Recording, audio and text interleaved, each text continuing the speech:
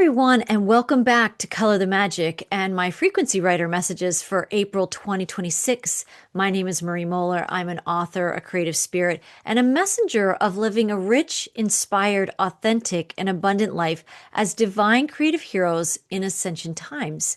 We are all feeling the potency of the energies of this epic ascension decade, and we're feeling it more acutely in 2026. We've passed the midpoint of the ascension decade.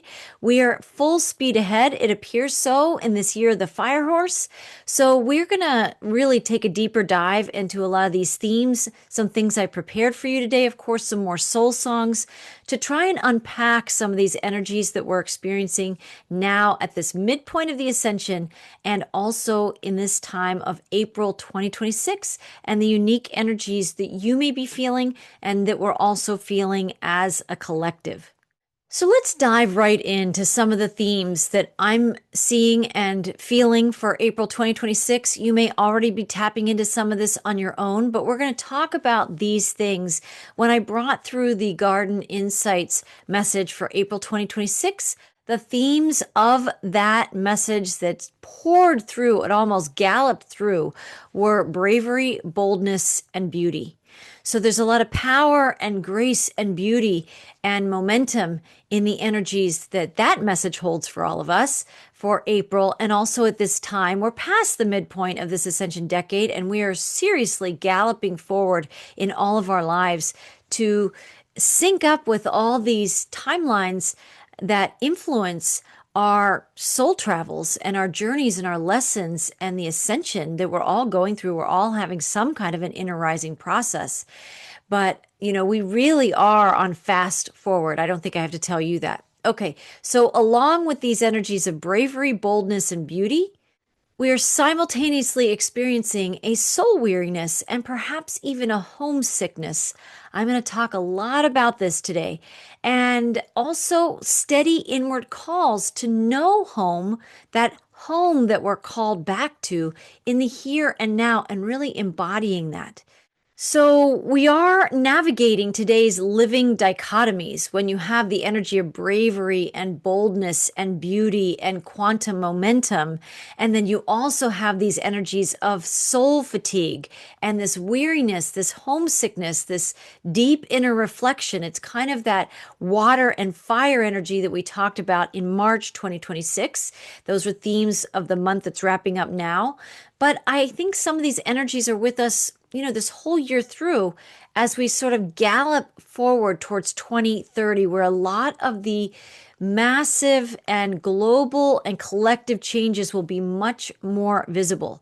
We're still in a timeline where some are seeing things or layers of things emerging in the new economy, the new financial system, the new consciousness, the new frequencies, the new innovation.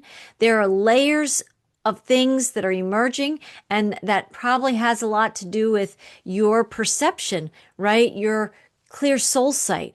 We talked about that since 2016 for those of you who've been with me a while. So the ability to peel back the layers, see through the layers of this time and the tiers of consciousness, it has a lot to do with our ability to clear the things that obscure our soul sight. Remember, we talked a lot about in 2020 vision, 2020 clear soul sight. So all of this is coming forward to assist us in these times where we really are navigating these layerings of complementary opposites, right? These living dichotomies that want to come into singularity. Also, we're going to be talking about some key Gnostic and Rumi stories to empower our journeys right now. It helps me a lot to find support and to find inspiration and to tap into storytelling, but storytelling that's like almost as old as time, right? Listening for my story in much older stories, knowing that there were heroes of the day of those other time periods that were navigating very similar things in their ascension journeys that we're navigating now. And so it has been a tale as old as time these ascension pathways that we're all navigating in the living dichotomies, the complementary polarities, right, that really want to come into wholeness and singularity inside us. But I love connecting with the ways that people explained it and expressed it and told stories about it in other times to help us in our day, right? So we're going to look at some Gnostic inspiration, some Rumi inspiration, and also some Welsh inspiration as well. I'm going to spotlight April's astrological influences. I am not an astrologer by any means. I can feel the frequencies of the astrology, but I have to tell you that I partner with AI to get some of those insights, and I feel how they weave into the themes and topics that I bring through as frequency writer. So if you're looking for an in-depth astrological depiction or spotlight of what's to come, I am not that girl. But if you want to hear an overview of some of the key dates and some of the things coming up that impact our bravery and that impact our boldness and that impact us with the fire horse galloping through our lives, that's what you're going to hear me talk about today as well. I have some new April soul songs prepared for you that sing the stories in song form that we're covering in all these themes. So that we will cover in the part 2 video, but it's all part of this series that I'm making for April. So I'm glad that you're here and I hope you'll be listening to that. I definitely get a lot out of listening to the songs that resonate the awareness and the inspiration of what we discuss in the part 1 videos. So also we're going to be talking about knowing the truth of good and evil. A lot of people may not even believe that good and evil actually exists. They may not have any awareness that there really is a spiritual battle and some spiritual warfare that's been going on our planet for longer than we can even fathom time existing and this world existing. But knowing the truth of good and evil helps some of us navigate the dichotomies and those polarities into complementary relationships for our own personal growth and for our own personal empowerment and transformation and ascension. I find it critical to know about the truth of good and evil operating on our planet so that I can access more of my spiritual toolkit, engage my clear soul sight, activate my heart center that's connected to the divine feminine frequencies that know all things in all time. When we have that access to that kind of broader awareness and we expand our vision, we can understand a lot more of what's going on with a lot greater clarity. The bigger our picture, the clearer we can see, right? And that's what a lot of these monthly messages are about, because it's inviting you to expand your clear soul sight. And I'm inviting you to make your picture bigger so you might be able to detect and feel and navigate some of these layers a little better in your own life, in your journey. And lastly, transcending the lower timelines by rising into spiritual liberation through inner gnosis and sacred remembrance. And those two things complement each other and make that picture bigger and clearer in ways that are even hard to describe. But the Gnostics knew how critical it was for us to increase our inner gnosis, to allow this sacred remembrance that fortifies our inner gnosis, and it fortifies a formidable faith inside us where we simply know the knowings that we know.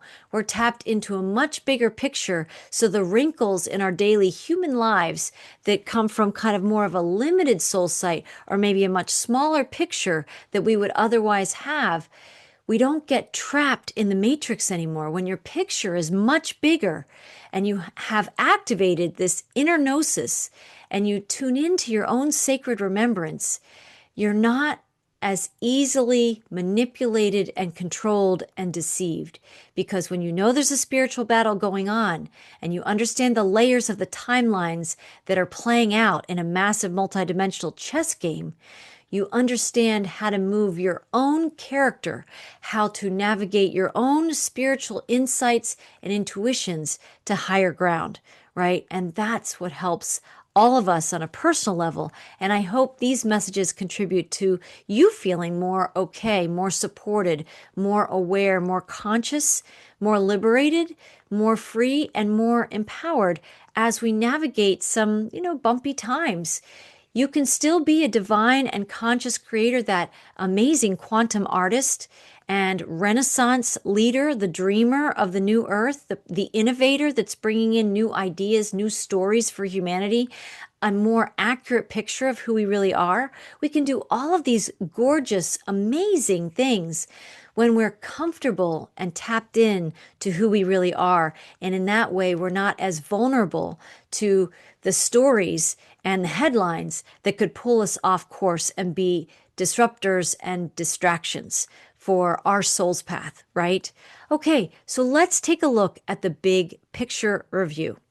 Okay, so here we are in the big picture review. I'm sure you can see on my screen, for those watching the video, I have an image of a bold, fiery fire horse. We're feeling those energies of the lower chakras, the root chakra, the sacral chakra, the solar plexus. All of those want to be working together as harmoniously as we can get them in alignment with each other, because that contributes to fortifying your boldness, right? Your bravery, your empowerment, your sense of like galloping forward and taking bold action steps. So I'm bringing in that energy of the fire horse right away in the big picture review. I'm welcoming you to this discussion of April 2026's energies. There's so much change, there's so many shifts, and there's just so much energy.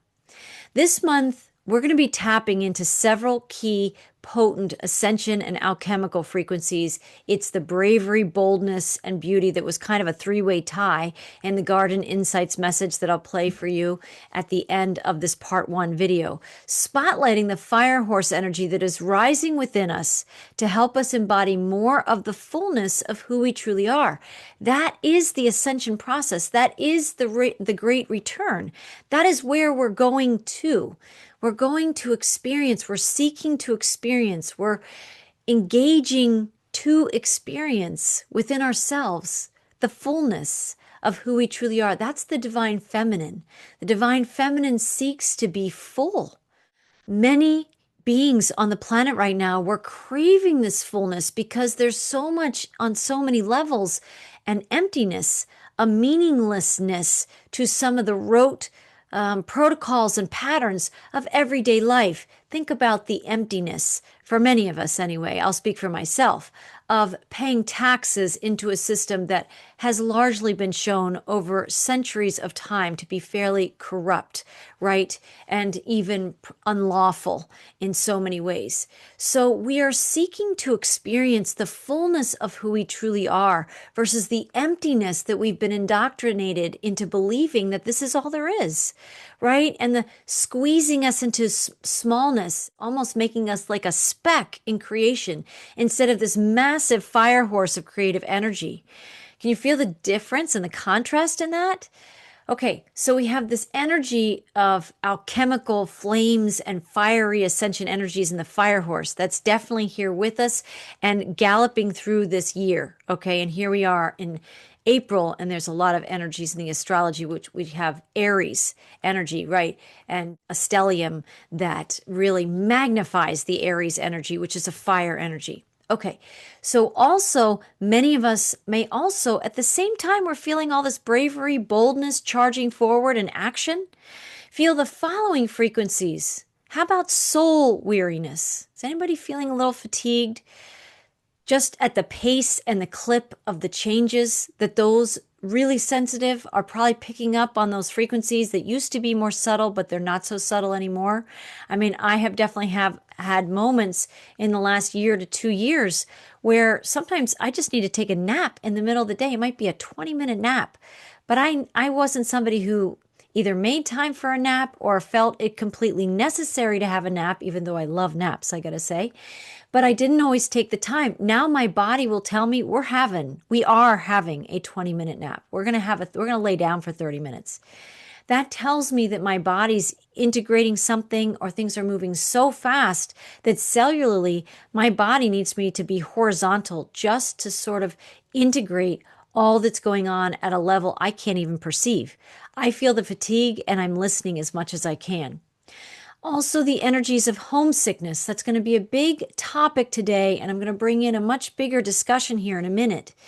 So we have soul weariness, homesickness, and a steady call to embody knowing our divine home, that sacred home in our heart center, okay, that lives here within us. It indwells us. That word indwell is really powerful if you can feel the frequencies of that. It lives within us in the here and now. So we have this energy of bravery and boldness and beauty and conscious action steps and an acceleration and amplification and quickening of these frequencies of change all across the planet and in our own personal lives and in our own awareness and the shifts happening in our own consciousness. And then we also have this awareness that we're a little fatigued, we're a bit soul weary, right? From all of the lifetimes lived. I find that I'm able to tap in very quickly to other feelings of me in other dimensions and realms, whether it's simply a memory or I'm tapping into a parallel time. But there's something that I'm finding it's much easier to access more of me across the realms. And for me, because I can feel that and I'm more sensitive to that, and I feel like I'm increasingly aware of that, I feel an awareness of greater fatigue. I mean, if you can imagine a marathon runner is running a race 500 years from now, 400 years back, 300 years back, 200 years back, and we're all running the race in parallel time. My soul, my oversoul is a little exhausted because I'm running races across multiple timelines through time and space. And I'm feeling all of that exertion, right? I don't know that we're all running marathons, but we're all experiencing something across the realms. And I think we might be a little more sensitive to that, whereas before maybe it was more compartmentalized or in our density, we just couldn't feel it as acutely or as accessibly as we can right now. So we are feeling some soul weariness, some homesickness for a time that we may remember. Sometimes it's hazy, sometimes it's more clear. Sometimes it's coming in our dreams. Sometimes it's coming in conscious awareness. Sometimes it's just like a thought form that drifts through our day and we're like, we feel it. We have a whole experience and a download of it, and it's on its way, right? So it doesn't come through and linger for very long, but boy, we're bathed in something where we remember more than our human self knows. There's a lot of energy going on the planet in this ascension decade, and we're feeling it ever more acutely and accessibly in 2026, and now, of course, in April 2026. Okay, I'm going to talk more and more. I think in these messages for 2026, it came up in March, and here we are in April, and the energy's still with me. So complementary opposites, dichotomous oneness, weaving separation or fragmentation into singularity again. So that's just something that I want to keep seed planting in these conversations.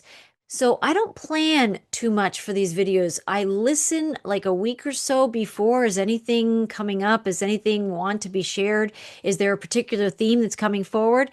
Not until I sit down and bring through a Garden Insights message do I start to feel just the energy just pour through. And even that is just one slice of perception. That's one slice of consciousness coming through me.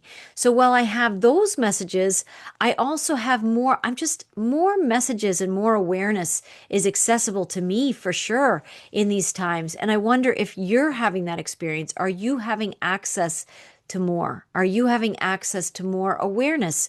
Are you having access to more things going on in your life where it's like you used to have 2 or 3 balls in the air? Maybe you got used to 5 to 7 balls in the air, and now there's 15 to 20 balls in the air, and they're not all your balls. They might be political balls, or they might be balls having to do with the global financial system, or they might have something to do with the healthcare of your pets, and there's new awareness about food and nutrition and things that you want to be screening out of your regular intake.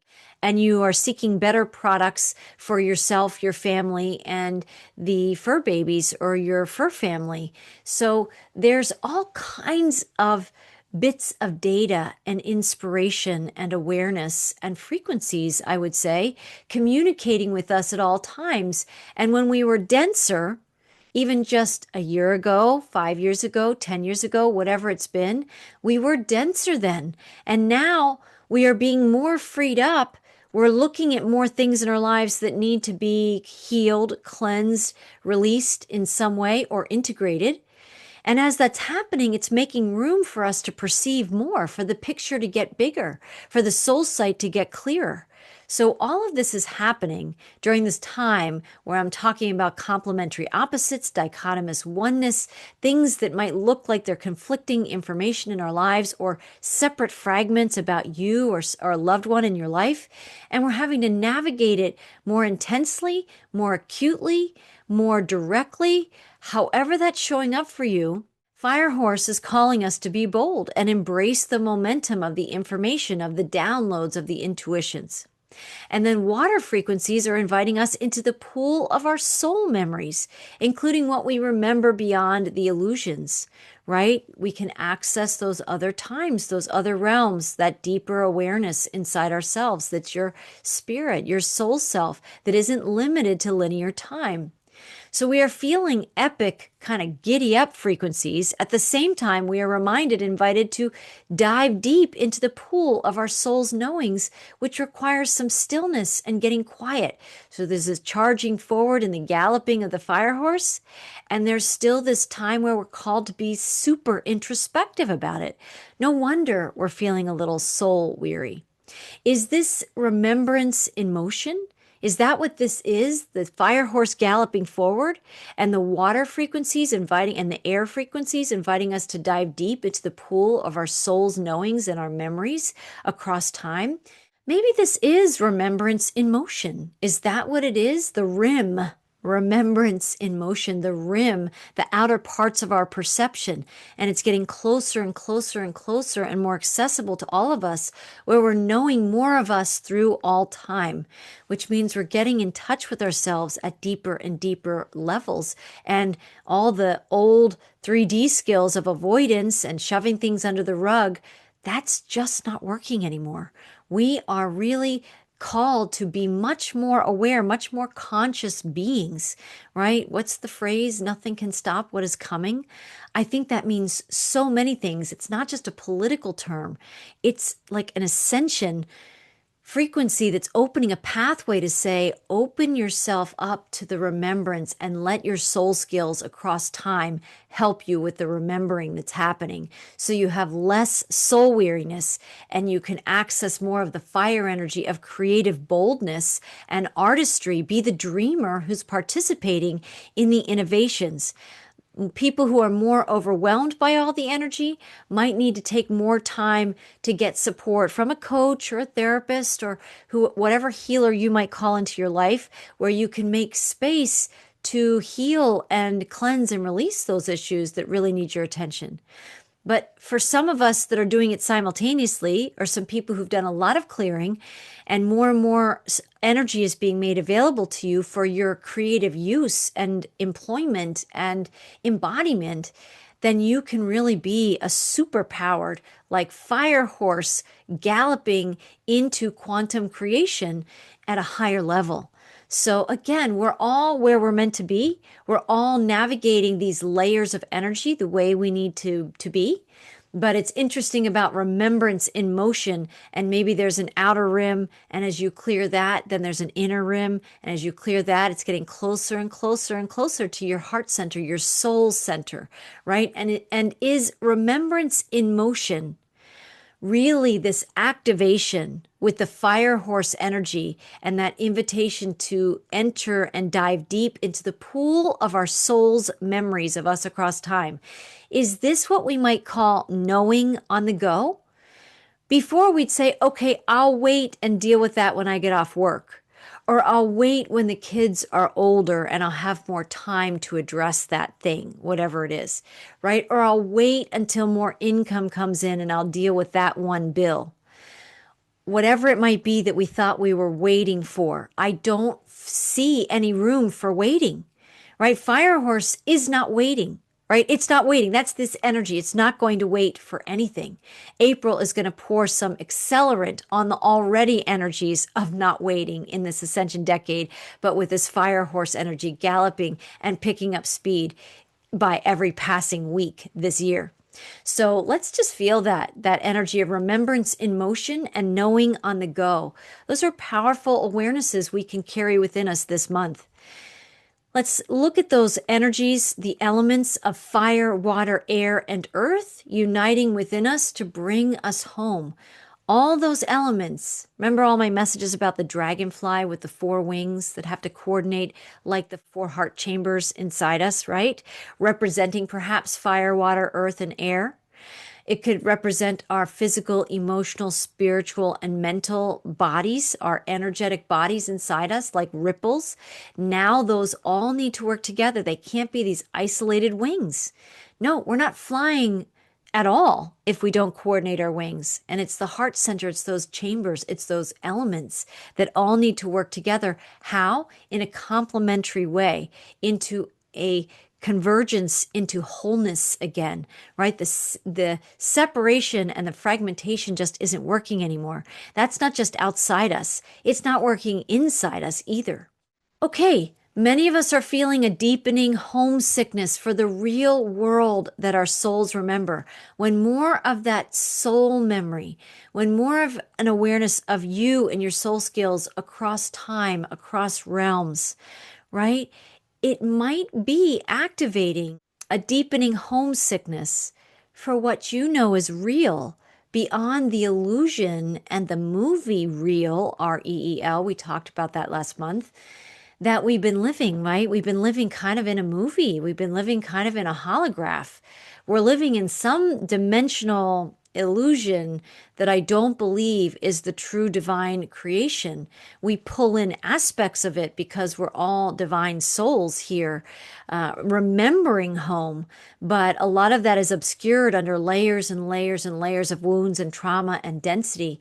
And what's happening is a lot of that density and a lot of those wounds are asking to be cleared and healed so that we have more room to actually remember. I think remembrance is a big soul task of our time. We're not shoving anything under the rug. We're being asked to remember. Those could be memories of Lemuria or Atlantis or other civilizations you might be able to tap into, that you might know the name of, that maybe you don't. Maybe that name escapes you. We're going to talk about those unnamed memories, but that are very real and present parcels of energy inside us that we're carrying around with us that want to be brought into wholeness and singularity again. And so we can access all the soul gifts from those times that are probably buried underneath the rubble of the trauma. So going back to that deepening homesickness, this time, remembrance in motion and knowing on the go. From the Gnostic perspective, when we talk about remembrance and knowing, what I've been very keenly aware of in myself this month and this year and this decade really is the joy and pain of remembrance. It's not all happy times, is it? Sometimes we're remembering deep soul pain. Could be from this lifetime, could be from 10 lifetimes back. It could be from a really, really long time ago, right? I know a lot of us who are incarnated right now are still working through some aspects of the Lemuria and Atlantis warfare and disasters that happened with those two civilizations and continents and parts of the world.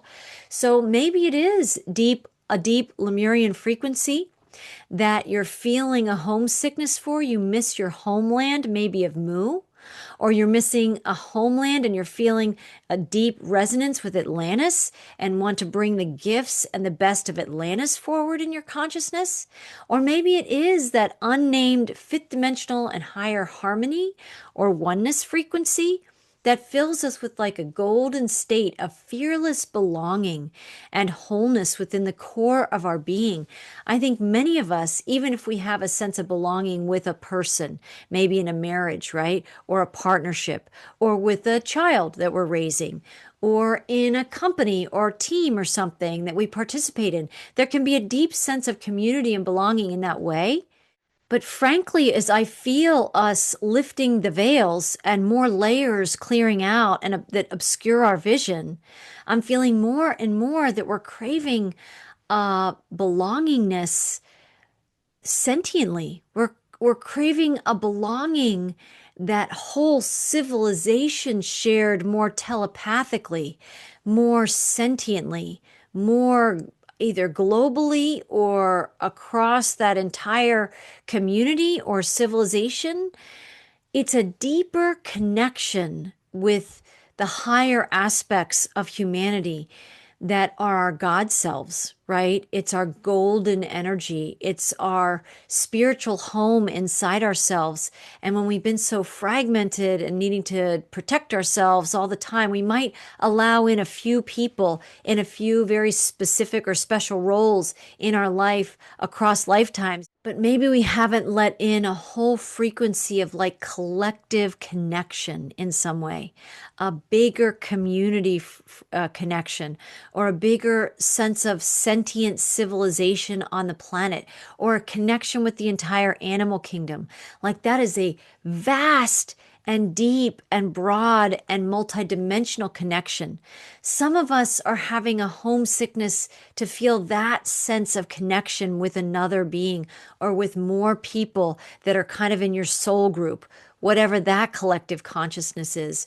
I think we are called into this fearless embracing of a sense of belonging and wholeness within the core of our being that's coming up from the depth of our soul.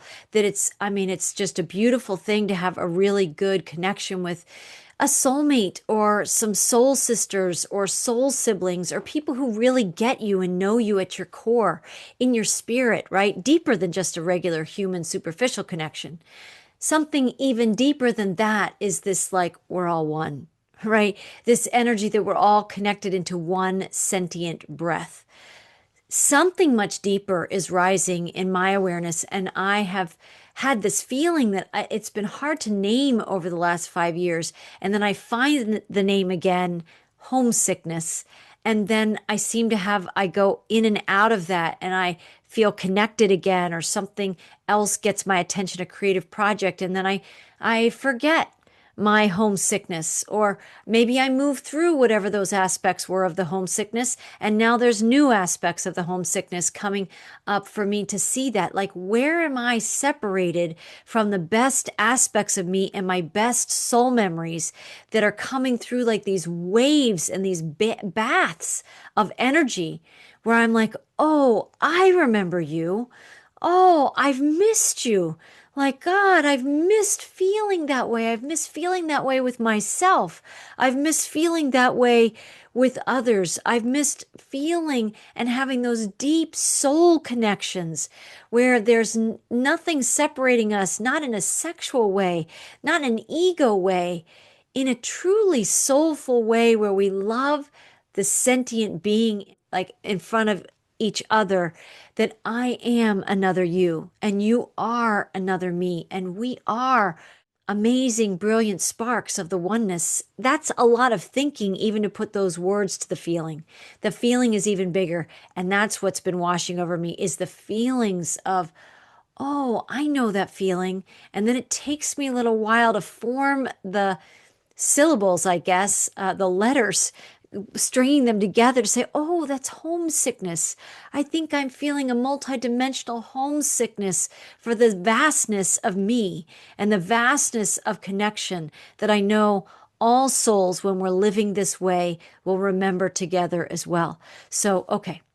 The longing can feel both epic and tender. It can be joyful and painful in the same moment. It can be overwhelming and engaging and wonderful, especially after years on an ascension path and the weariness of a long divine creative hero or heroine's journey. So today I'm going to be exploring with you how this sacred ache inside us, this pang of homelessness, whatever language you might give to it. Right now, I'm calling it a bit of homesickness, soul weariness, but that longing of belonging, to belong in belonging, right? Whatever that deeper interwoven, quantum entanglement in the best ways, multidimensional connection that we're seeking.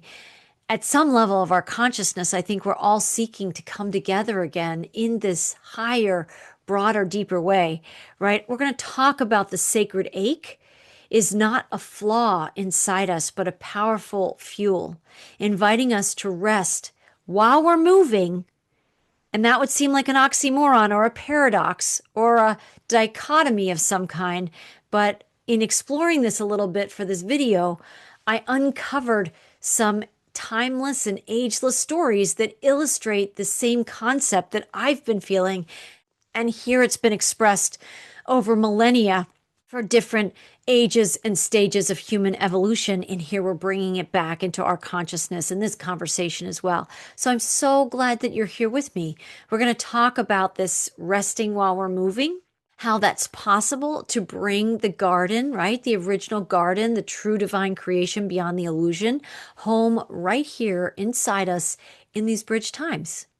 And so I'm going to name these 3 timeless mirrors that I found in a little bit of research, preparing for this message for you, that still kept coming through after the Garden Insights message that was very much about the boldness of Firehorse. And I can very much feel the exciting, creative, powerful artistry and innovation that Firehorse is bringing through. And at the same time, there's a part of me that's still feeling some sadness or some weariness. And I was still trying to what is this? All this energy. It's not all going in the same direction, but it's all palpable and it's part of me. So I found 3 timeless mirrors to talk about this with you today. One is the story or the parable from the Gnostics, the hymn of the pearl. Okay, and I'm going to get into more detail with that. I have a slide for each one of these to explain a little bit this to you. I also have some songs that are going to sing the frequencies of these stories, and I find that songs speak more to our cells' knowings, more than even just the words I'm going to say to you. So I'm kind of planting some seeds in the description of these parables or these stories that were the core foundations of these groups through history, through time. And then we're also going to have the song messages that might get in there a little deeper to help you in the journey. And certainly I'm looking forward to listening to the songs myself this month, because I need to bathe in the frequencies of this awareness of what's coming through and how all of this wants to converge inside me and come into oneness. And I'm suspecting it wants to come into wholeness with you too. So the hymn of the pearl, very briefly here, is one of the most beautiful mirrors for what we are experiencing right now. It comes from the ancient Gnostic parable, the hymn of the pearl. The real victory, this is kind of a lesson from that story, which we're going to review here in a minute.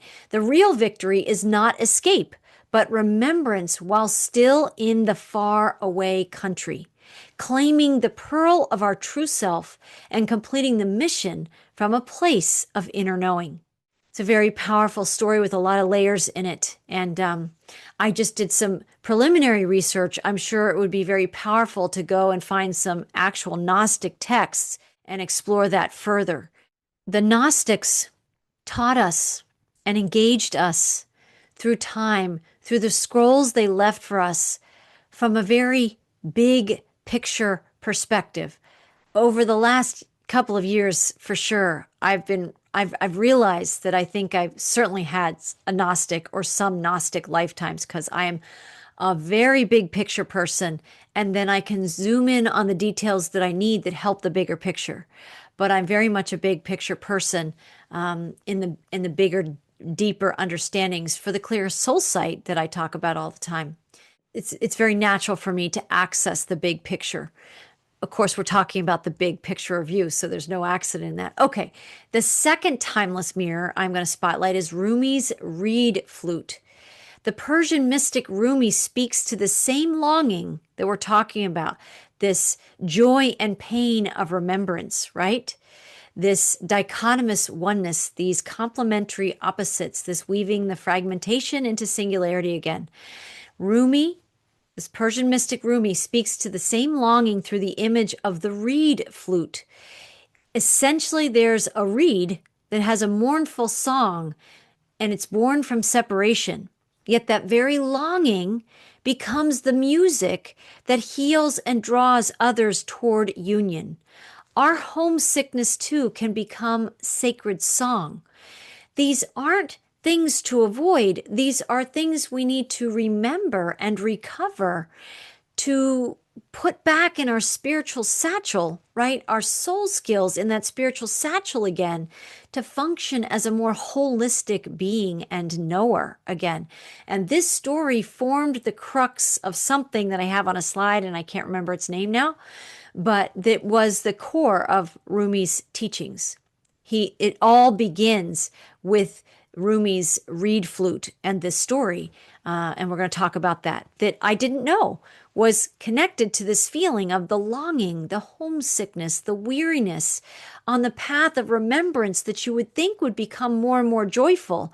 But it's loaded with all these energies of maybe grief and sadness and feelings of being overwhelmed and wishing what we could remember, the good times, the beauty of divine creation, the Garden of Eden, that soul connection that we can feel with people, right? Where there's nothing separating us in these higher dimensional ways, where I really am, and we live and embody that I am another you and you are another me and we are one.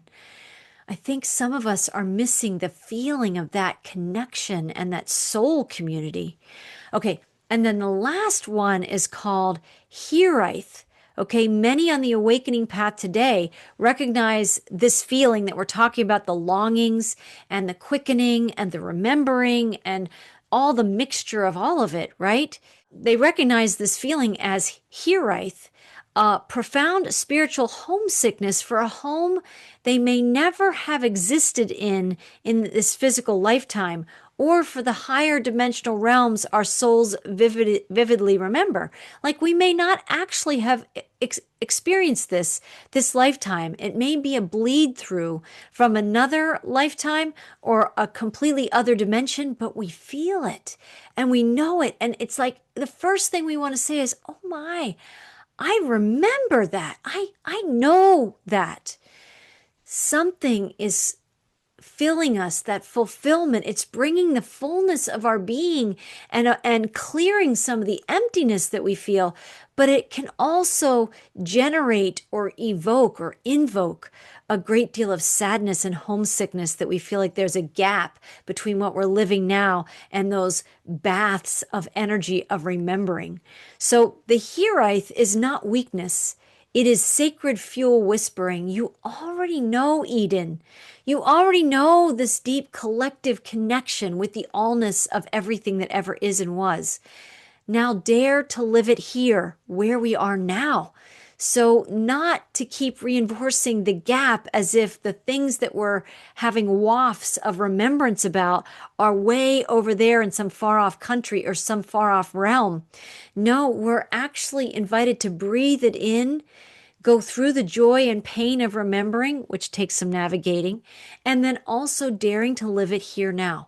So it is the soul remembering Lemuria, Atlantis, Tartaria, or an unnamed fifth dimensional frequency that we can't quite articulate, but we can feel, and choosing to birth its essence into the here and now as us. We're the ones who bring it here into form. It's us. It's the rememberers. No wonder the remembrance in motion is so critical right now. So with that said, the fire horse doesn't deny the exhaustion in the ascension path. It infuses it with fresh and passionate momentum so we can rest while we're moving, embodying home instead of only longing for it somewhere out there on the horizon of our life experiences, right? You don't always want it to be way out there. You want it to be right in here. You want it to be living and alive in us today. It's a frequency. I mean, I think Eden has a place on this planet. I also believe that Eden is a frequency inside us. The garden is a frequency inside us. The perfection of this interconnectedness and this oneness and this wholeness, it's a frequency inside us. April's fire horse is here to help us turn these potent changes and energies into the most beautiful, brave chapter yet. Let's continue to feel into that while we also at times feel the challenges and the overwhelm and the sadness and maybe the pain of how much more we can access in our soul memories that aren't always happy. There are plenty of other happy memories that are also in there and seeking our attention too.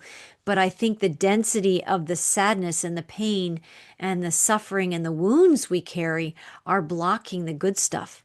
So we have to find the soul strength and the soul skills and the spiritual satchels that helps us and supports us to walk the path we are really called to walk in 2026. These are our tasks. We're here for a reason. We're here for these times. So I wanted to dive a little deeper because you may not know much about the Hymn of the Pearl. It's a Gnostic parable of remembrance. And again, I didn't really remember how this applied to what I'm talking about today until I identified the feelings, struggled with the feelings a little bit, just like I did last month.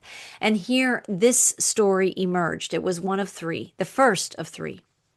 So in this ancient Syriac poem, embedded in the apocryphal Acts of Thomas, likely from the 2nd to 3rd century, a young prince, the son of the King of Kings and the Queen of the East, is sent from his luminous royal home on a sacred mission. Feels like a hero's quest, right? He must journey into the distant, shadowy land of Egypt to retrieve a priceless pearl guarded by a fierce serpent. Disguised for the journey, the prince arrives in this foreign realm. Seduced by the food and the customs of the Egyptians, he gradually forgets his noble origin, his royal robe, and the purpose that brought him there. He falls into a deep sleep of forgetfulness, living as one of the locals, lost in the illusions of the material world. From his heavenly parents comes a loving reminder, a letter, sometimes described as arriving in the form of an eagle, that pierces through the fog of his amnesia. In an instant, the prince remembers who he truly is. Awakened, he no longer fights the serpent with brute force. Instead, he uses the power of remembrance itself, sometimes called maginizing or enchanting it with gnosis, to claim the pearl. He then returns home in triumph, dons his radiant robe of glory, which shimmers with living wisdom and the image of the king, and is welcomed as joint heir with his elder brother. This beautiful parable mirrors the soul's journey. We come from a divine, unified realm into the density of matter, where we temporarily forget our true nature amid the food of 3D conditioning. Yet the divine call always arrives to reawaken us. The pearl represents the treasure of gnosis, our reclaimed divine spark, or the fullness of who we are. The real victory is not escape, but remembrance while still in the far country, allowing us to bring the light of home back with us. It's a perfect mirror for those of us in these bridge times, the joy of sudden remembrance, the ache of having been asleep, and the empowerment that comes when we rise and complete the mission right here in the world that still feels foreign. We bring gnosis through the amnesia.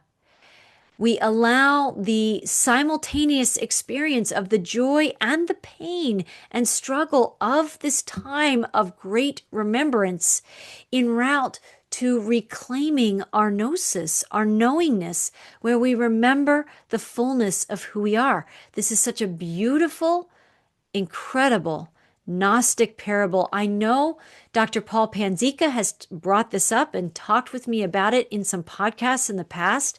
It would be interesting to have another podcast with Paul again to talk about maybe the deeper layers of how he understands this story in a more expansive way. I'm feeling the Hymn of the Pearl, this Gnostic parable of remembrance, through this lens of the energies we're feeling of bravery and boldness and beauty and soul weariness and homesickness, and this call to embody the knowing of our divine home while we're feeling the joy and pain of all of it. It is a lot of remembrance in motion. and it's a lot of knowing on the go. And I think it's a big part of our time on the planet right now. And the Hymn of the Pearl captures it beautifully. So the second timeless parable or tale, Rumi opens the Mathnai with the haunting image of the reed flute. Okay. And I have an explanation of what that is. I don't know that I'll have time to share it right now, but I think this was the story that anchors some of the foundation of Rumi's work, right? This like many thousands of page document that he scribes or writes or conveys to somebody who's scribing it. This is the foundational story to everything that he brought through. So it is the core foundation of Rumi's work and his insights. If you find inspiration in Rumi's words and awareness and teachings and his creations. So the flute laments. Listen to the reed and the tale it tells, how it sings of separation. Ever since they cut me from the reed bed, my wail has caused men and women to weep. Whoever has been parted from their source longs to return to that state of union. Can you feel that? The Rumi's reed flute parable is talking about this reed that's separated from the reed bed. It is cut away, and it is torn away from a state of union from where it belongs. And then we travel for lifetimes as these reed flutes, right? And over time, some barely remembering that there ever was a reed bed, if they remember at all. Those of us on the return trip home in the ascension journey are starting to feel our pain, our sadness, our grief from having left the reed bed. We're remembering that we left the wholeness. We're remembering that we left the oneness, the collective consciousness, that we used to feel each other as one, right? The reed's mournful music is born from its homesickness, its longing to return to the reed bed from which it was severed.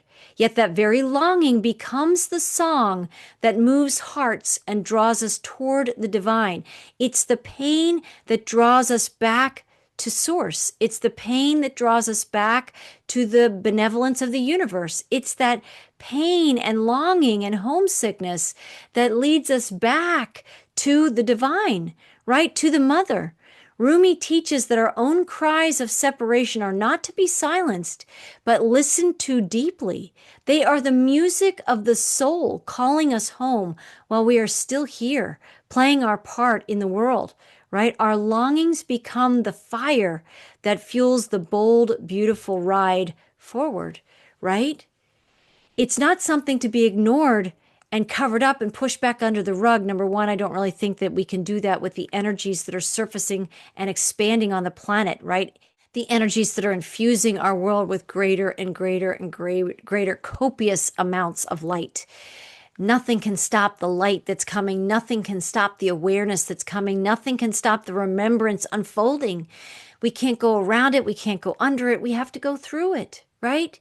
And so naming it is a lot of what makes it less mysterious. And when you make it less mysterious in a way and you unpack it a little bit at a vibrational level, it becomes more accessible to us, where we understand that the feeling of the homesickness and the longing inside us is actually the soul's cue showing us that we're on the right path home. I guess we learn to get more comfortable with the discomfort. We get more comfortable with the weaving of the joy and the pain of remembrance. We get better at it, right?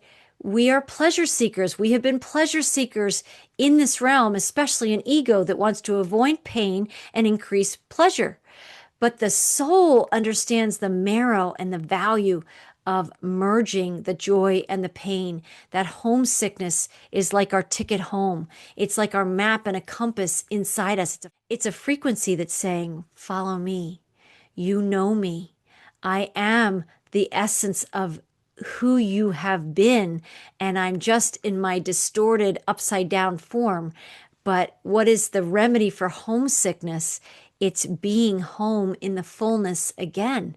So if we follow the threads of our homesickness, I feel like we will uncover our pathway home back to who we really are, more of the expansive awareness of who we really are.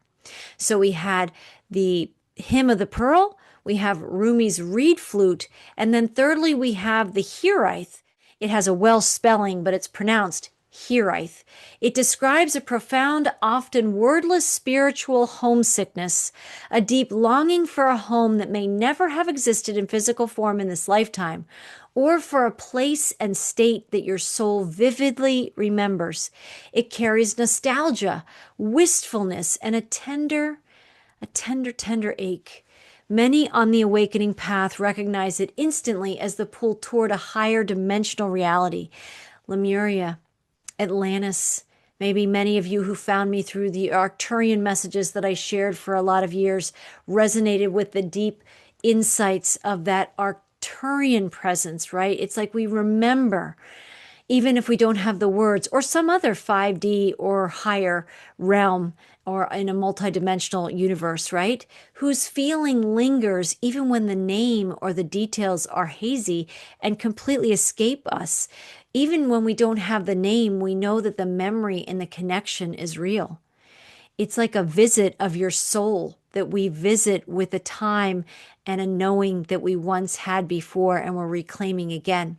This homesickness many of us feel, this Hiraeth, is not weakness. It is sacred fuel. It whispers, you already know Eden, now dare to live it here. It is the soul remembering that unnamed fifth dimensional frequency and higher of pure harmony and choosing to birth its essence into the now, even while we are weary from the long journey and the battles we've already faced and transcended. We are weary from the long journey and the battles we've already faced and transcended.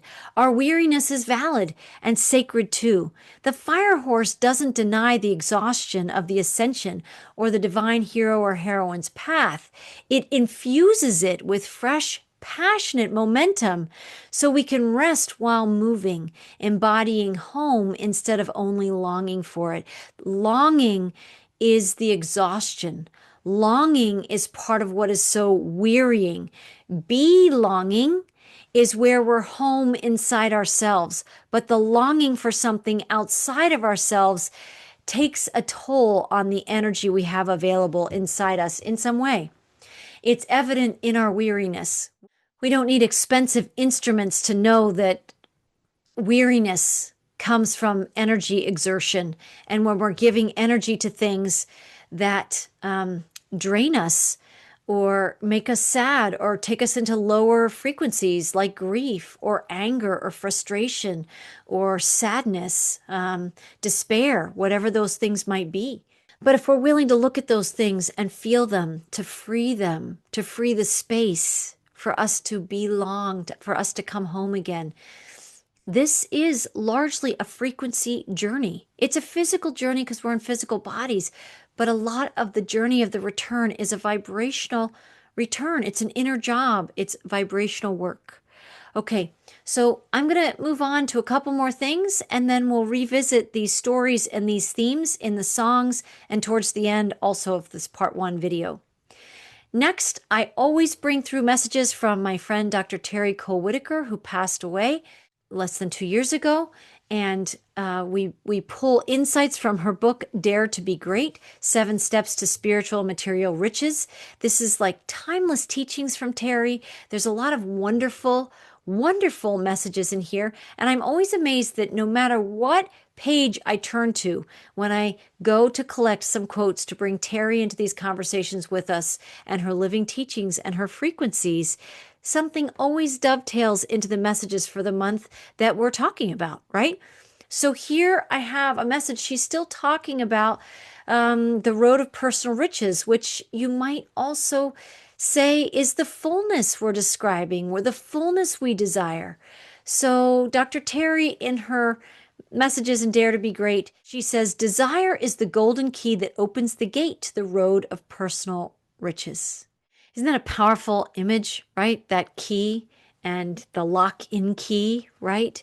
We have desire, and desire is a golden key that opens the gate inside us to personal riches. It's probably also opening the keys inside us to unlocked wisdom, unlocked awareness, unlocked multidimensional knowings, right? We're unlocking a lot of things, wealth and wealth of knowledge and wealth of memories and wealth of on many, many levels, right? Multidimensional wealth.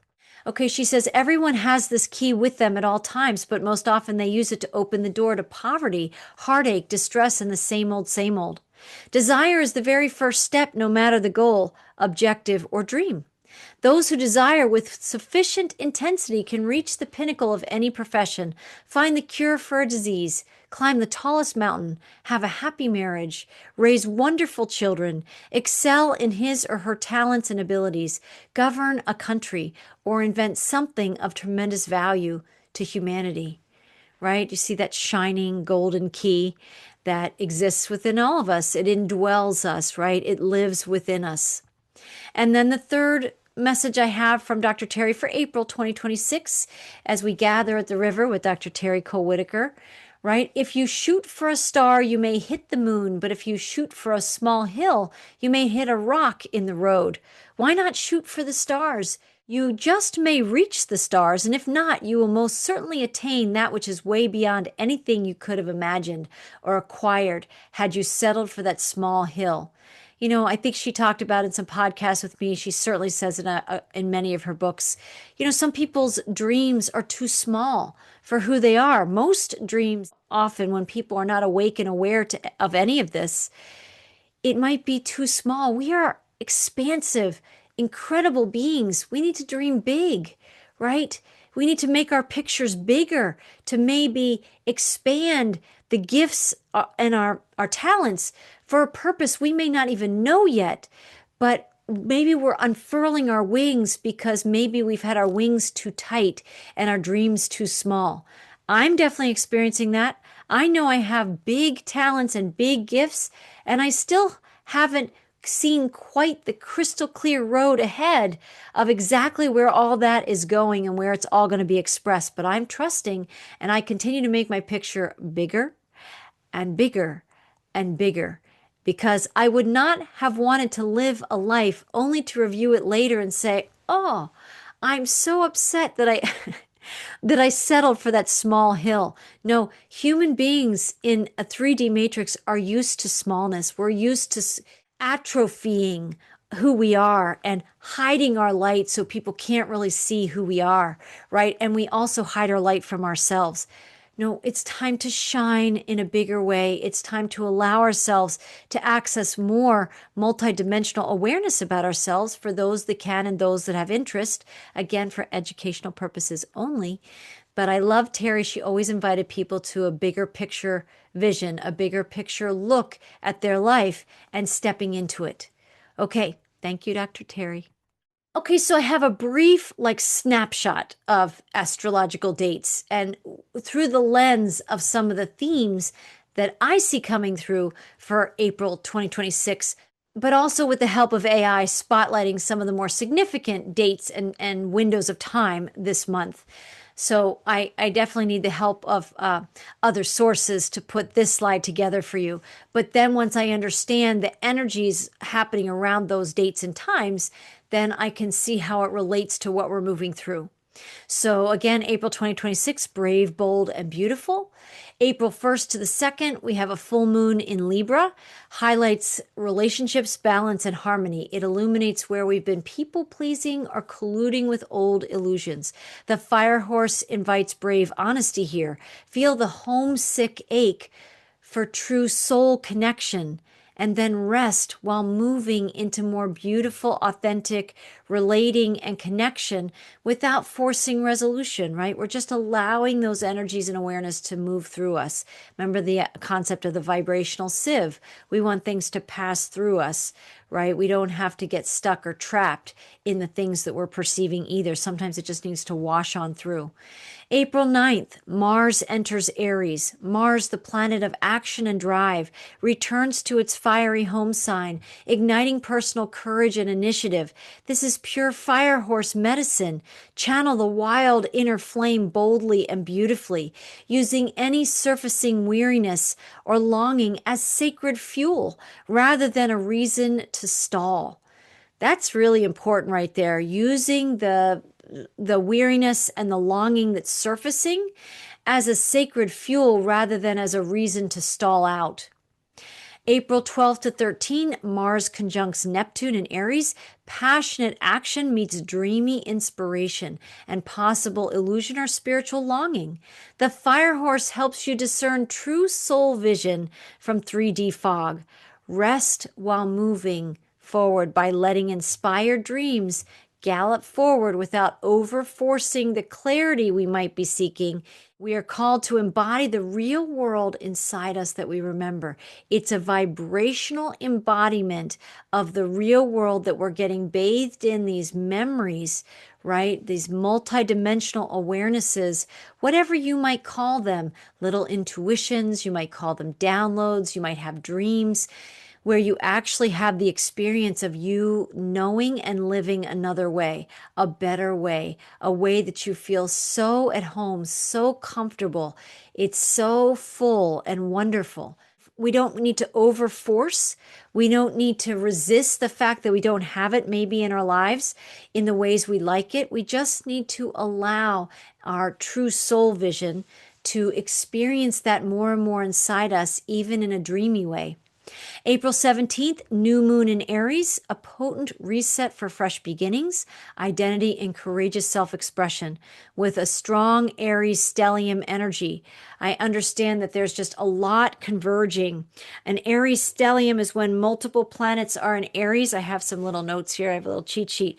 So a stellium is when multiple planets are in Aries. It's kind of a no turning back energy, period. There's no turning back for personal agency, courage, and starting fresh. It's like we're taking conscious, self-directed action. It is what the fire horse is all about. It's bold action. So we have the fire horse year coming through at this particular time in April, but I think all of April just feels really potent to me. But I would imagine around the 17th, the middle of April, around this time, we're going to feel even more energy. So a potent reset for fresh beginnings, identity, and courageous self-expression. Ride the fire horse into this bold new chapter or chapters.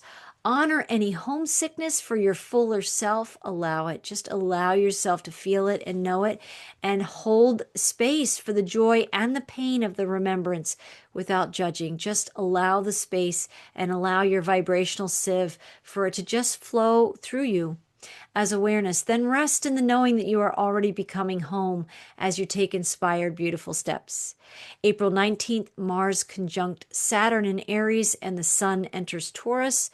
It's a fiery momentum that meets disciplined structure and reality checks. The shift into Taurus season grounds the fire. The fire horse teaches rest while moving. Be brave enough to build lasting beauty from your longing without pushing or escaping the bridge times. We can't avoid the times we're in. We need to work with the energy that's there, right? But it's all inviting us to come into wholeness, and it's inviting us to keep moving. April 25th, Uranus enters Gemini. Uranus begins a 7-year cycle of innovation, breakthroughs, and rapid changes in communication, idea, and connections. Oh, yes, like those that really love the fire horse energy and love that creativity and the ideas and the innovation and communication and connection. It just sounds dreamy to me. A 7-year cycle. That's a big cycle. We're in a new 9-year cycle. And we're planting seeds in a 1 year for the 9-year cycle we're in. But inside that 9-year cycle is going to be this 7-year cycle of Uranus about innovation and breakthroughs and rapid changes in these areas. This electrifies the fire horse's freedom-loving spirit. Stay bold and beautiful by resting in inner stillness while embracing exciting new ways to express and birth the garden into this world. So overall, there's a lot going on in April. April's astrology lights up the fire horse within, inviting us to feel any sacred homesickness fully, and then to rest while moving as we bravely embody more of the real world right here and right now. I know it seems like an oxymoron to rest while moving. I have a story that illustrates that. I don't think it touches on that in the Garden Insights. That's the next piece, but we're going to keep talking about these things. I feel like it's part of the new language. I feel like it's part of us recovering old language and understandings that we knew would be happening at this time. We just need like a refresher. We just need to refresh the page, right? We need to reclaim what we already know. We need to allow the vibrations to flow through us like a bath, like a vibrational sieve, and it's just passing on through, and we're collecting the awareness, and anything that's not meant to really stick that would stall us out, we let it pass on through, right? But we take the awareness, we glean the lessons. Okay, this next message now, I have just a few more things in part 1. I have the Garden Insights number 12, and it's a message for April 2026. There's a lot of fire horse energy in this message. And then we're going to listen to a short, parable that illustrates this energy of the homesickness and the fire horse weaving together as one in a modern hero or heroine of our times in the tales that I'm bringing through. So first, we're going to listen to Garden Insights, and I'll see you on the other side.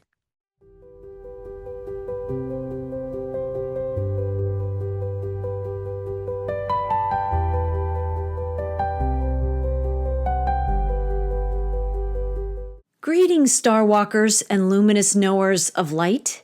Here we are gathered in the frequencies of the garden, honoring the light and life force of new beginnings, a new year 1 in a brand new 9-year cycle, and energies of renewal, rebirth, reknowing ourselves as divine beings of truth and light, and recreating ourselves into the fullness of who we truly are. There have always been energies of powerful change in every era, in every century, and in every age on the planet. Trying to outrun change is like trying to stay dry when you are swimming in the sea. Change is a natural gift and grace in humanity's evolution. It is a part of every single life, inviting awareness, self-sovereignty, inner witnessing, soulful observing, conscious breathing, and ever more finely attuned creative participation through your inner light and life as well as within the world around you. Every breath is an act of divine creation. Every remembered knowing is an inner rising and soaring in the freedom and flexibility of a soul remembering its home essence in the ethers and in the stars.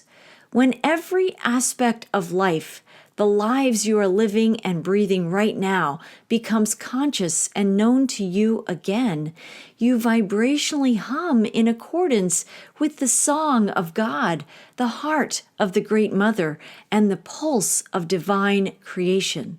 Yet increasingly sensitive awakening souls on the divine creative hero or heroine's path in this time of great illumination and grand ascension on our planet are feeling so much these days, too much some days, and perhaps not enough of the good stuff, the gnosis stuff, to feel grounded, okay, loved, and supported for whatever it is they may be facing.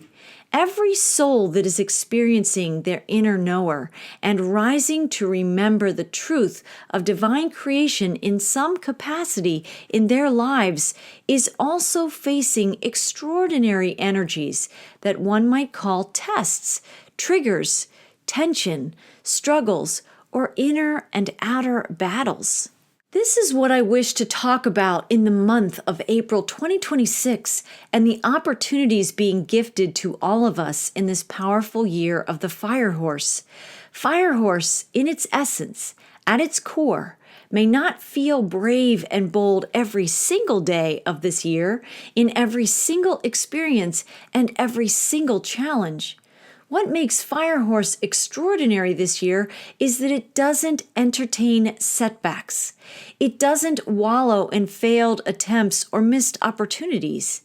Fire Horse energy in 2026 very brazenly and boldly enters uncertainty, knowing perhaps only one thing, that divine success, that soul victory, and that true power and true light are its nature. They are its essence. So Firehorse may not know the outcomes yet. And Firehorse may not know where every stepping stone will be as it charges forward into the unknown of a world in steep transition. But it does know what formidable faith is, and it deeply knows what soulful conviction is in its determination and dedication to serving the light of Source, even if everything around it seems unclear, foggy, uncertain, or topsy-turvy. It is this conviction within, it is this robust faith in oneself and in divine creator source and in divine creation itself that Firehorse perhaps is the best example humanity has experienced in a very long, long time to boldly charge forward with the inner coordinates we carry within, trusting the bridges to appear exactly when we need them, knowing the connections are woven in every faith-filled leap across timelines and dimensions, and feeling so celestially supported in ways that transcend words that there is no hesitation to do or be what we are called to live, express, and gallop into, that is perfectly and uniquely ours to be or do in these alchemical energies today. It is that brave faith and this extraordinary inner-sighted courage that is leading us in April 2026 and the remainder of this epic year. Yes, there will be threshold guardians to face in our journeys, characters in our personal and collective stories who will appear to thwart our progress, dampen our spirits, question our resolve, or disrupt the greatness unfolding inside us. Yet it is our soul star's knowing within that is strengthened in every breath through conscious breathing in union with our divine Mother, Father God, and our divine and beloved Mother Earth and Mother Sophia, where we breathe and gallop past those threshold guardians and planetary disruptors, literally alchemizing our own inner Firehorse essence into a multidimensional Pegasus that transcends any third-dimensional tethers and invitations to play small, put the brakes on, or doubt the power of who we really are. Firehorse invites us to leave linearity behind. The element of fire reminds us of the grace and gifts of the garden, where we innocently thrived, created, and bathed in divine love as our first and original divine nourishment. Firehorse invites us to live beyond fears of rejection, judgment, breaking out of our own shackles and those of others, to live free and embody what it means to be who we are, embodying a whole other dimensional capacity and ability to love who we are and others on the sacred path of remembering this garden nectar within ourselves once more. Change is assured this month, next month, and every month to come. Transformation is a certainty in one capacity or another. We as ascending souls really are given the opportunity to choose how we wish to express who we are, speak our truth, live our light, and live with authenticity in these new multidimensional frequencies where human beings are supported to be the conscious creatives and divine creators we are. The less we allow the restrictions and divisions of the 3D matrix to define us and to reflect who it wants us to be, to our limiting beliefs and smaller incarcerated 3D selves and identities, the more room there is to rise, expand, and liberate ourselves to be the bigger versions of ourselves in this new light that is here exactly for these ascension times. Starseeds, awakening souls, light holders, intuitives, energy healers, Christ Sophia knowers, you are here for a reason. The old spell casting that would have us believe we are here solely to work and labor all day because of our sins in the garden is falling away if we will allow and choose for it to. There has been much distortion, misrepresentation, disinformation, and disruption to the original light and truth of who we are, that living boldly, clearly, freely, lovingly, spiritually, and creatively in this liberating, authentic way sounds impossible. But to me, it is the truest truth there ever is and was. We have a lot of truth to remember and recover about our world, our history, our soul's gifts and journeys in this realm, and our soul's gifts in transcendent ascension and alchemical times. There will be a great deal of experiences of deep doses of true truth liberating us, humanity, and Mother Earth herself.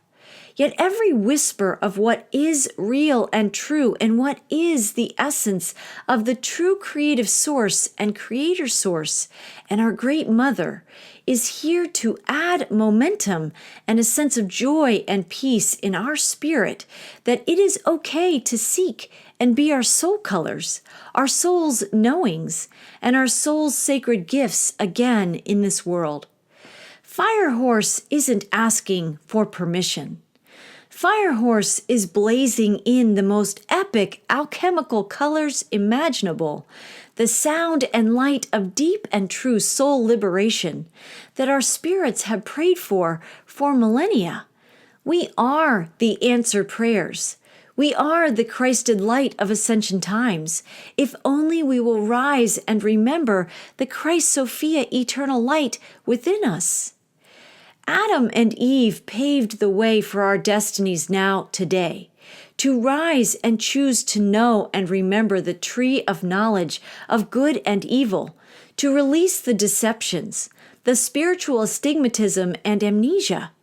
What was taught and reinforced for millennia to be the forbidden fruit may actually be the very illumination and liberation humanity needs to transcend the archaic, archonic fake news of the origins of who we really are, by remembering the truth of good and evil and the path of spiritual liberation through inner gnosis and inner remembering again. Firehorse is here, blazing a trail of this epic remembrance and return to the garden of truth and expansive freedom in our soul's knowings. There is a flame inside us that is ready to blaze the trail of our inner liberation through inner remembrance of the spiritual battle playing out and the spiritual ascension that is truly an inside job in all ways.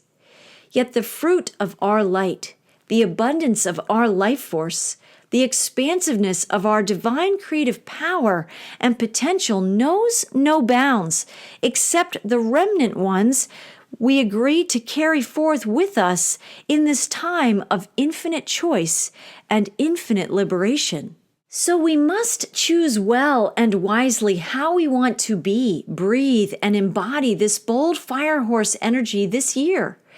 Fire energies are here to illuminate the highest and best paths for all of us now in these times. By empowering our sacred discernment, honoring the gifts of sacred neutrality and stillness when needed, and at the same time boldly engaging our conscious choices and participation in creating a new dream of recovering and remembering the original garden frequencies in our world now, here again today, we live the best of all worlds. We live the gifts of our heavenly Creator, our beloved Mother, and the lights of the world we truly are.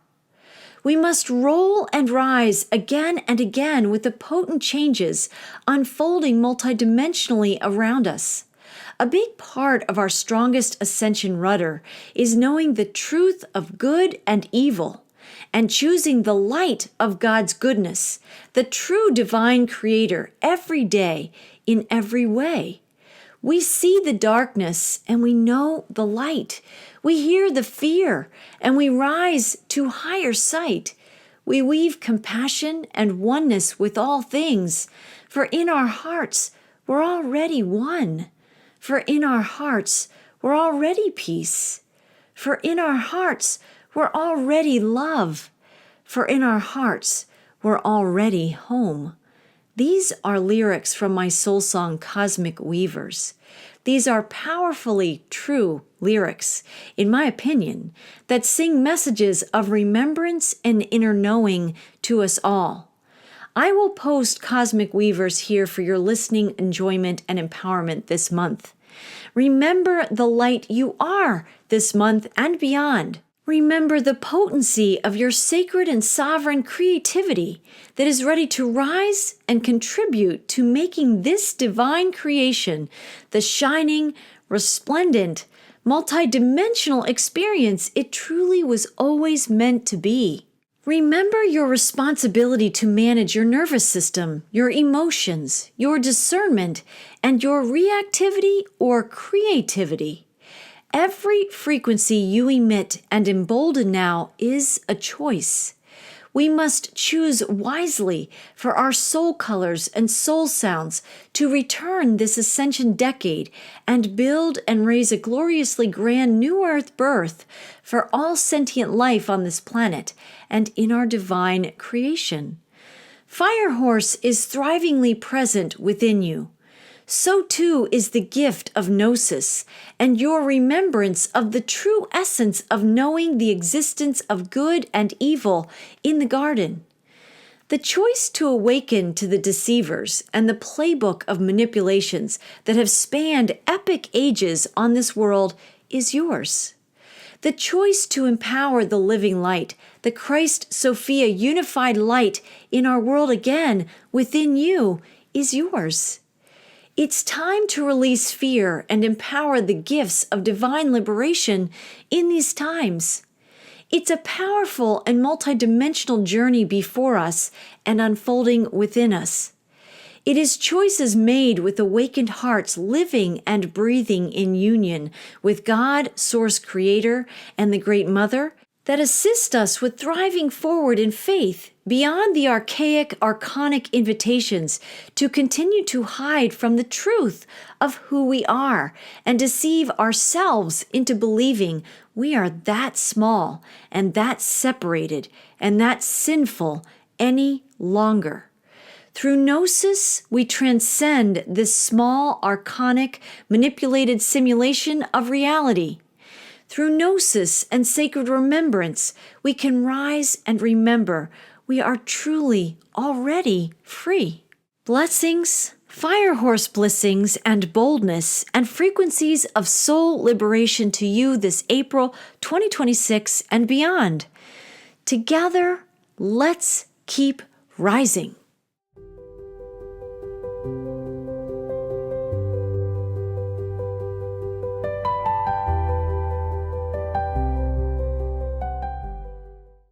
Such a powerful message for April 2026, really honing in on the frequencies of the fire horse inside us, right? I love how it starts out talking about change in every era, every century, and every age on the planet. Humans have been evolving for a very, very long time. Sentient life has been evolving on this planet for a very long time. We're not going to outrun the changes. We are going to adapt and evolve and transform in the changes through the remembrance of who we are, through the inner knowing of who we are and what true divine creation is that's so palpable and accessible beyond the illusions. Those layers are getting more and more visible, right? The layers of illusion and collusion with the illusion are becoming more and more visible to us, either in the outer world, but also more and more where we collude with the illusions that empower them to, all this time to remain in place. When more and more of humanity turns away from the illusions and will no longer participate, they will cease to exist. And that's happening between, geopolitical things unfolding and also what's happening in an awakening humanity. Nothing can stop the awakening that's unfolding. And so, again, we can't outrun the change. That's like trying to stay dry when you're swimming in the ocean.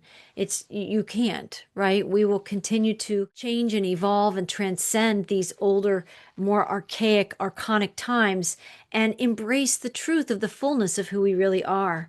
Right. I think also it's really important to spotlight how so many of us are feeling more than ever, right? Our sentience is heightening, it's expanding, it's going deeper and broader. We're able to perceive more than maybe we could 6 months ago or a couple of years ago.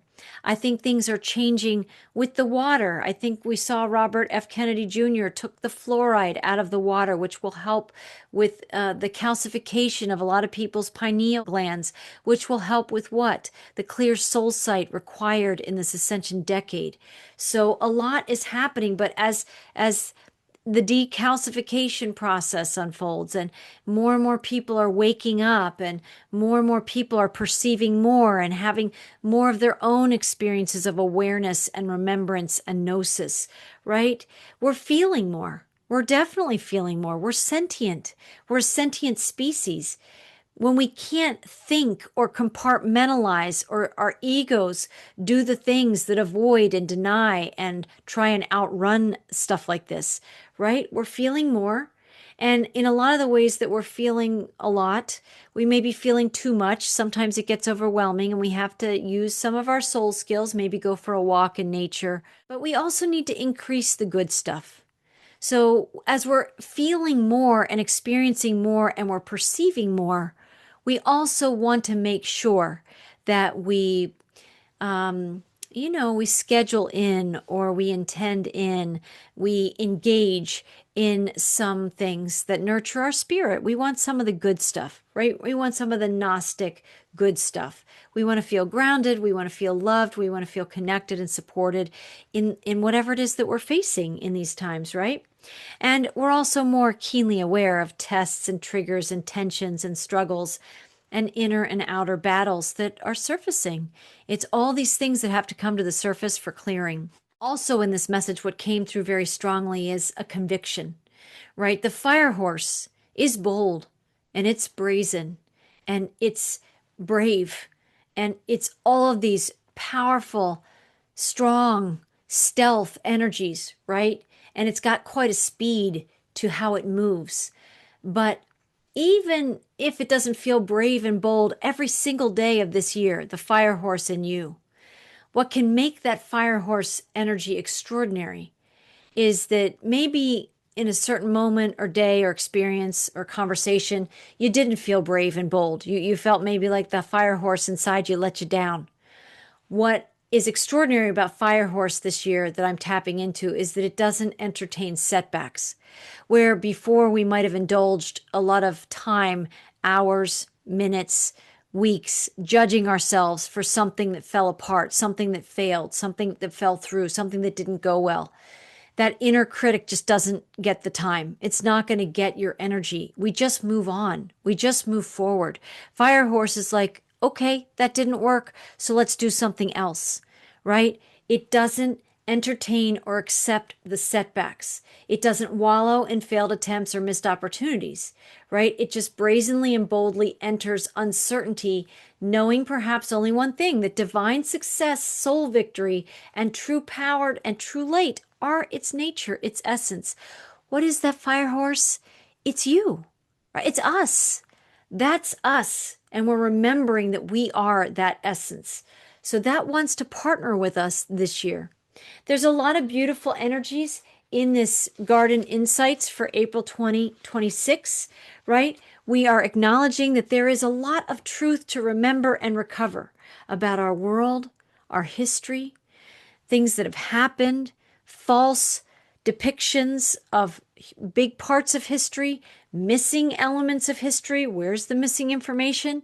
There's a lot that is going to get uncovered, rediscovered, and expressed. Humanity's going to know a lot more about itself and what has happened here as more of that pineal gland wakes up and more of the collective is awakening together. Right now, it's an inner job, it's an individual journey, and as each of us is waking up in our own ways, we're contributing to that collective awakening. So there's a lot going on. It's important that we feel this feeling about how Firehorse isn't asking for permission. It's blazing in the most epic alchemical colors imaginable. There's that alchemy that it brings through in the sound and light of true soul liberation. Our spirits, our souls have prayed for this time forever. Now we're incarnated to do something about it. We're the answered prayer to the prayer you may have uttered 1,000 years ago. Now you're the answer to the prayer that you echoed, that you prayed, dedicatedly, committedly, maybe your whole lifetime. You're it. You're the answer to the prayer that you brought forth and you created maybe in another time, maybe earlier in this lifetime, maybe a year ago, you said a prayer and now here you are, the one who is answering that very prayer in a conscious action step that Firehorse is emboldening you to take. Then there's this piece about Adam and Eve paved the way for our destinies now today to rise and choose to know and remember the truth of the tree of knowledge of good and evil. There's a lot of people who think that's just a parable. It's just a story. It didn't happen. When people don't understand that there is this spiritual battle going on between good and evil, and people have a hard time accepting that there really is evil on the planet and there really is godliness and goodness.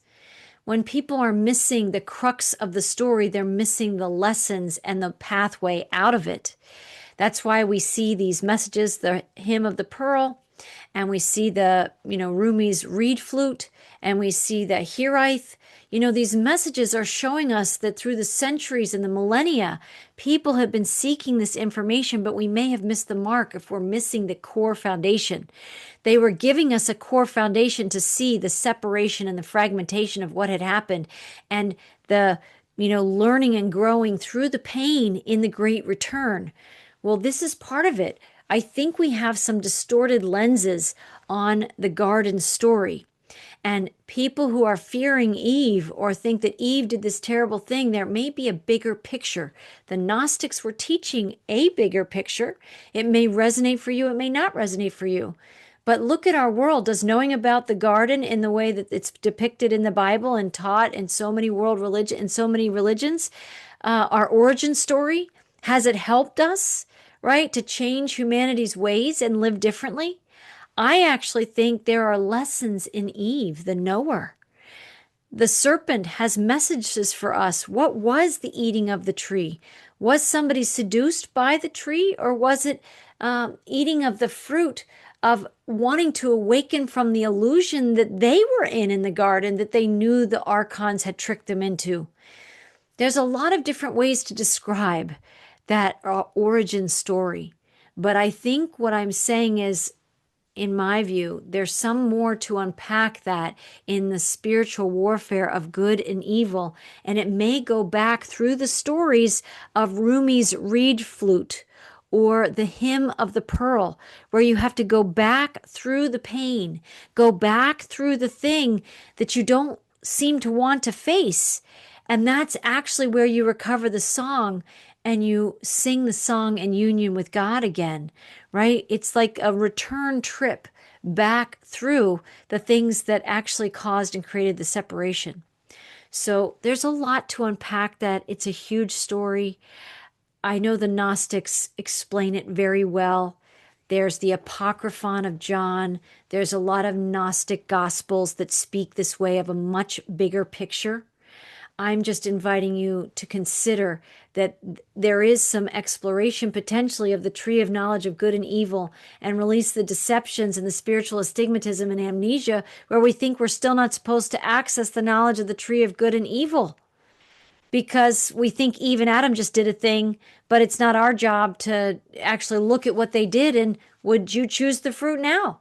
If the fruit was about learning about how we've been deceived and lived in a false construct and matrix and holograph or illusion or whatever we call the world we're living in now, right?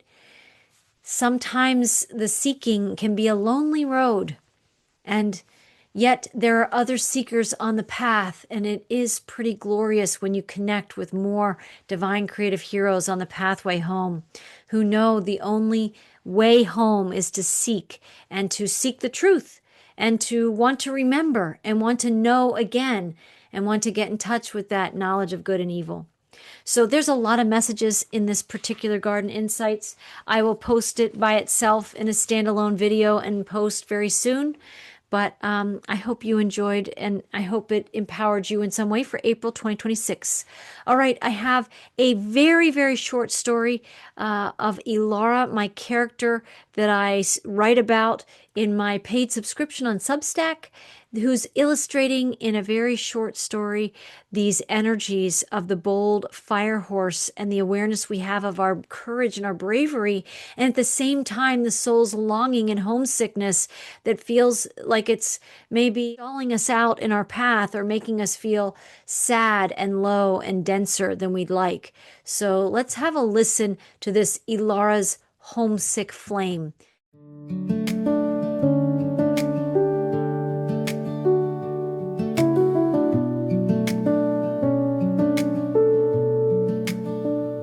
For those new to these videos or these messages, Elara is the archetype that I walk with, the divine creative heroine on her and our spiral journey back to the garden. She is you, and she is me, and she is every soul remembering it is time to stop colluding with smallness.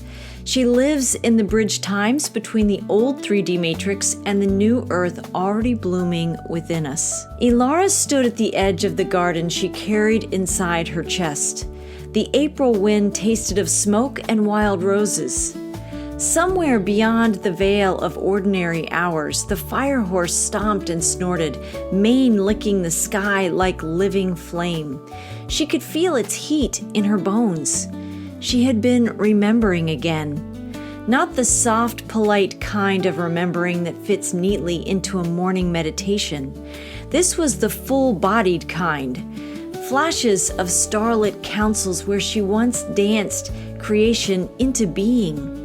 The golden hum of the real world where no one wore the costume of separation, where thoughts bloomed as galaxies, where home was not a place but a state of total, fearless belonging. The joy of those glimpses was epic. It cracked her open with laughter and tears at once. Yet the very same remembering left her aching, a homesickness so pure it felt holy. "Why now?" she whispered to the wind. "I have been awake for years. I have walked the long road of waiting for the world to catch up.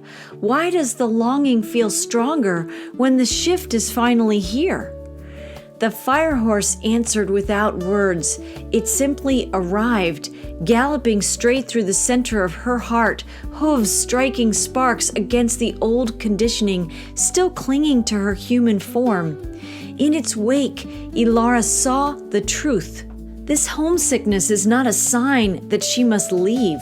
It is a sign that she is ready to bring the garden home. The mundane 3D world was still there, bills and traffic and the slow, stubborn turning of collective consciousness. But now the fire horse ran inside the mundane. It set her daily steps ablaze with courage. It made the ordinary into altar. It turned the ache into fuel.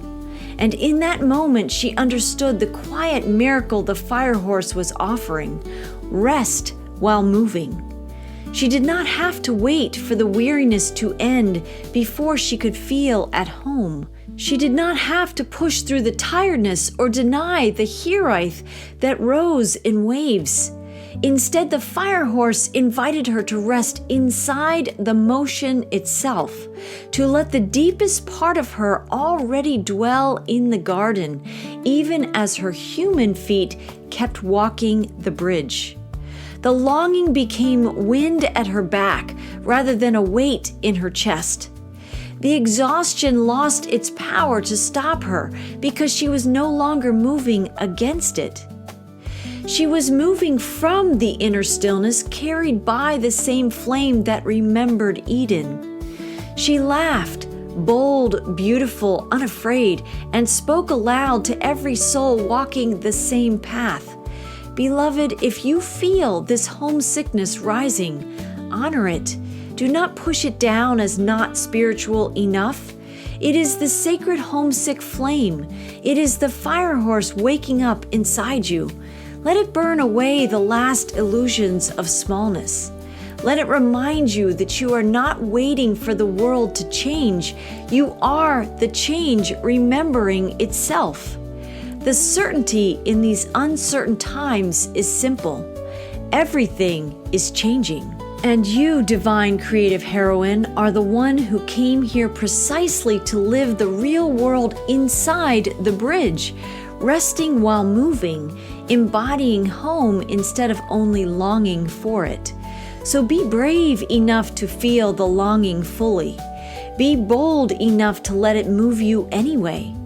Be beautiful enough to embody the garden right where you stand, in the grocery line, in the difficult conversation, in the quiet choice to choose love over the old matrix script. The fire horse is not waiting for permission. It is already running. Ride it home by becoming home. And with that, Ilara stepped forward into the ordinary day, homesick, yes, but radiant. The pearl was no longer something to retrieve from a distant sea. It beat inside her chest, warm and alive. The garden was not out there. It was galloping through her, setting the world on fire with remembrance while she rested deeply and truly inside the sacred motion of it all.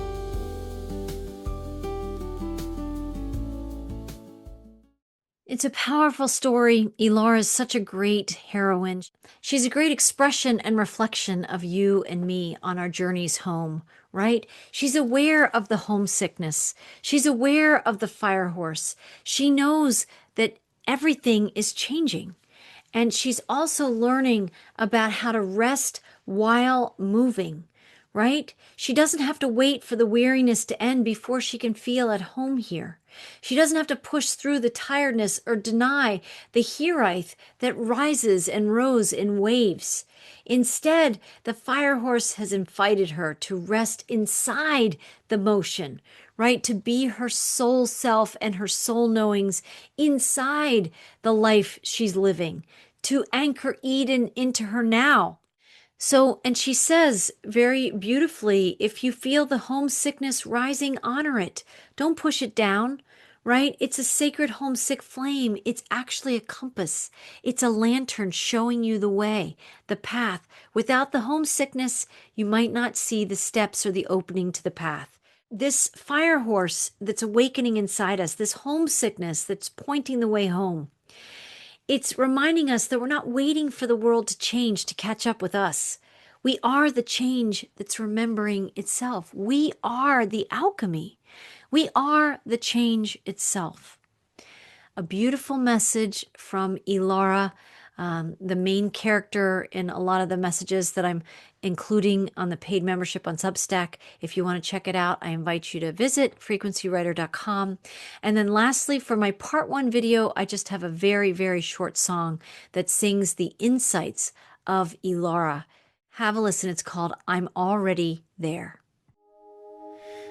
I remember a sky made of singing light, where thoughts were wings and fear had no name. The ache arrives like sudden dawn, sweet fears impossible to tame. Yet here I stand on trembling ground, 3D shadows still dancing slow. The fire horse rears inside my blood and whispers, darling, it's time to go. Not away but deeper in, not escape but brave return. Bring the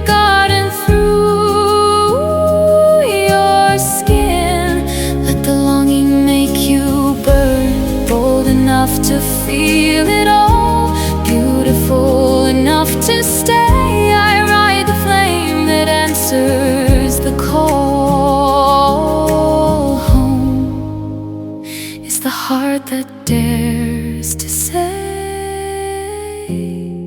I am already there. Can you feel yourself already there? We're already there. We are merging as one inside our own frequency, inside of our own consciousness, across realms, across time and space. There's a lot of converging, unfolding. We knew this would occur at this time. We are the answered prayer to prayers uttered over millennia, right? We are already there, right? We are bold enough to feel it all. We have the capacity to know ourselves, knowing ourselves, right? We are in the time of the great return. It's not an escape, but a brave, brave return. I'm so grateful you're here with me. This ends the part 1 video for April 2026, and I invite you to stay tuned for part 2, where we'll review the soul songs that actually sing the messages of those parables, those stories about the longing, the homesickness, the call to boldness and bravery and courage, the call to return home through the messages that we receive in our journeys for those allowing themselves to expand their soul sight, expand their capacity for sentience, and expand everything about us so we truly can become more the fullness that we truly are for the planet that is newly birthing and is awaiting this renaissance of divine creators and creatives and innovators, teachers, and all the things that we came to be. So many of us are so excited for the next chapter of all of this positive and beautiful change. Sometimes we try to overwrite the bridge times that we're walking now, where we have to hold both worlds. We're walking between the worlds, and it's okay. It's okay to be a little weary, and it's also okay to be inspired and to hold both of those energies as the fire horse and also the weary soul traveler. We are all of it. We are the ones walking the bridges, building the bridges for those who will wake up in waves after us or that are waking up right now. We're all helping each other. You know, what's that famous saying? We're all just walking each other home. I think that was Ram Dass, right? Well, thanks for walking home with me in part 1, and I'll see you very soon for part 2, the soul songs for April 2026.